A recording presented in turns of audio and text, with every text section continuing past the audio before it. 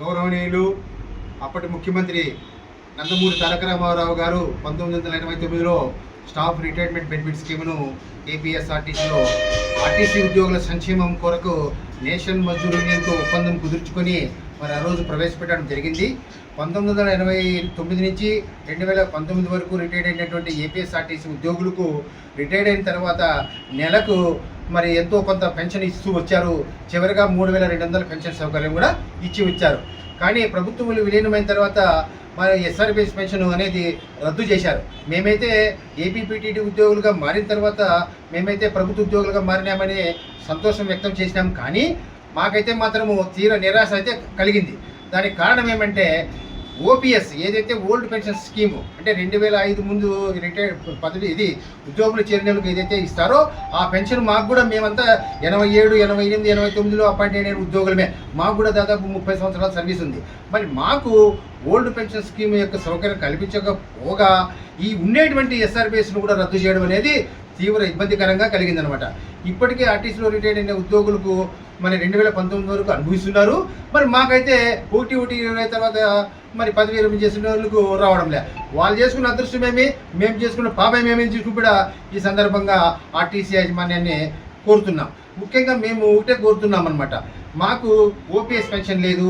మరి రిటైర్డ్ అయిన తర్వాత తెల్ల రేషన్ కార్డు ఇవ్వరు. మాకు వచ్చే పెన్షన్ 1000 రూపాయల నుంచి 5,000 లోపలే. మళ్ళీ భీమ్ కార్డు లేదు. మరి ఎన్టీఆర్ భరోసా లేదు. ఉచితంగా ఈహెచ్ఎస్ వైద్య సౌకర్యం లేదు. ఇన్ని సౌకర్యాలు కోల్పోయి వచ్చే అరాకొర 3,000, 4,000తో మేము మందులు కొనాలన్నా లేకపోతే బయటికి రావాలంటే కూడా మేము నామోషిగా ఫీల్ అవుతున్నాం. బయటకు వస్తే 10 రూపాయలు ఖర్చు పెట్టాలంటే కూడా మాకు పెన్షన్ సౌకర్యం లేని దుస్థితిలో ఈరోజు ఆర్టీసీ ఉద్యోగి ఏపీపీటీడీ ఉద్యోగి ఉన్నాడు. పైగా మేము న్యాయం చేయమని హైకోర్టు కూడా వెళ్ళాం. 3,000 రూపాయలు అందరూ జమ చేసి హైకోర్టుగా వెళ్ళి ఈ ఎస్ఆర్బీఎస్ను అమలు చేయండి, పునరుద్ధరించండి, దానివల్ల సంస్థకి ఎలాంటి ఇబ్బంది లేదు. మేము ఏదైతే నెలకు 250 రూపాయలు పొదుపు చేసినామో ఆ అమౌంట్తోనే మీరు ఈ సొసైటీని నడపండి అని చెప్తే మరి మేనేజ్మెంట్ మాత్రము నిన్ననే ఉన్నటువంటి దాదాపు 5 సంవత్సరాలు తర్వాత రిటైర్డ్ అయ్యి 2030 వరకు రిటైర్డ్ అయ్యే కార్మికులందరికీ మరి అందరికీ అమౌంట్లు వాపసు వేయడం జరిగింది. అంటే నిర్వీర్యం చేస్తున్నారు. ఒక పక్క నేషనల్ మజ్దూర్ యూనియన్ అసోసియేషన్ మాత్రం పోరాడుతుంది ఈ స్కీమ్ ఉండాలా, దీనివల్ల చాలా ప్రయోజనాలు ఉండాలి. కానీ కొన్ని అసోసియేషన్లు మాత్రము దీన్ని నీరుగార్చే ప్రయత్నం చేస్తున్నారు. దయచేసి మేము అందరికీ విన్నపం చేసేది ఒకటే, ఆర్టీసీ యాజమాన్యంతో సహా దయచేసి ఈ స్కీమ్ను ప్రవేశపెట్టండి. ఎందుకంటే మేము కూడా 30-35 ఏళ్ళు ఆర్టీసీలో సర్వీస్ చేశాము, నిజాయితీగా పనిచేశాము.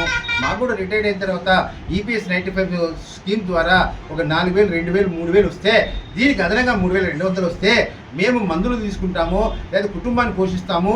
తర్వాత సమాజంలో మేము కూడా గౌరవంగా బతుకుతామనే ఉద్దేశంతోనే మేము ఈ రోజున ఈ యొక్క మీడియా ద్వారా మరి ప్రజాప్రతినిధులకు, మరి అధికారులకు, నాయకులకు ప్రతి ఒక్కరికి చేతులను ఎత్తి నమస్కరించి మీకు కోరుకుంటున్నాము. Thank you very much. అంతే కదా సార్. ఎస్ఆర్బీఎస్ను ఏపీపీ ఉద్యోగులకు ఎస్ఆర్బీఎస్ సౌకర్యాన్ని, ఏపీపీటీ ఉద్యోగులు ఎస్ఆర్బీఎస్ సౌకర్యాన్ని, ఏపీపీటీ ఉద్యోగులకు ఎస్ఆర్బీఎస్ సౌకర్యాన్ని, ఏపీపీటీ ఉద్యోగులకు ఎస్ఆర్బీఎస్ పెన్షన్ను, ఎస్ఆర్బీఎస్ పెన్షన్ను